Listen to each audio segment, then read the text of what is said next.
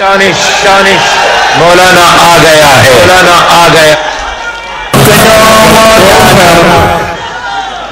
جب قوم پر ایک مشکل گھڑی آ گئی تھی دہشت گردی کے نام جنگ، اور اس دوران قوم تقسیم ہو گئی تھی، اس مشکل سے قوم کو نکالنے والی شخصیت کا نام،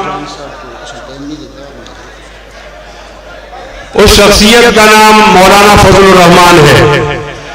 اور جب لوگوں کی زبان گم ہو گئی تھی اور وہ سچ نہیں بول سکتے تھے تو سخت بیانیہ اور قوم کی مرضی ترجمان بیانیہ وہ مولانا فضل الرحمان ہے۔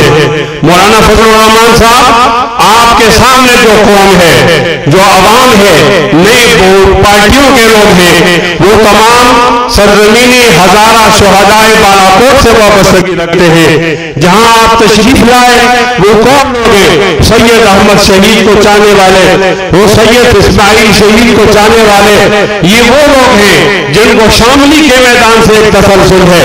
یہ آج آپ پیدا نہیں ہوئے، شیخ الہند کے ذریعے سے آپ نے اپنا لوہا منوایا ہے۔ آپ ہی نے پاکستان کو آزاد کیا ہے، آپ ہی نے انگریزوں کو بھگایا ہے، اور آج آپ انگریزوں کے بعد ان کی نسل کو پاکستان سے جنازہ نکالنے کے لیے حقیقی آزادی اگر آپ دلائیں گے تو وہ کون ہوں گے؟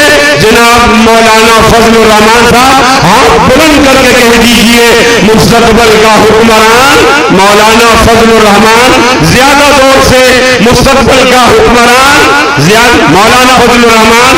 اگر مہمانوں میں کسی کو موقع نہیں ملا، خاص کر عبدالجلیل جان صاحب، مولانا سعید الرحمان مفتی اسلم صاحب، تو میں بھی معذرت کرتا ہوں۔ اب تشریف لا رہے ہیں آپ کے انتہائی پرجوش جذبوں کے درمیان حضرت مولانا فضل الرحمان صاحب، جو صبح جگہ کی ہو، جو شام صلح کی ہو، وہ صبح نہیں لوں گا، وہ شام نہیں لوں گا، اصلاح تمنا ہی توہین تمنا ہے، آپ خود ہی سمجھ جائیں، میں نام نہیں لوں گا۔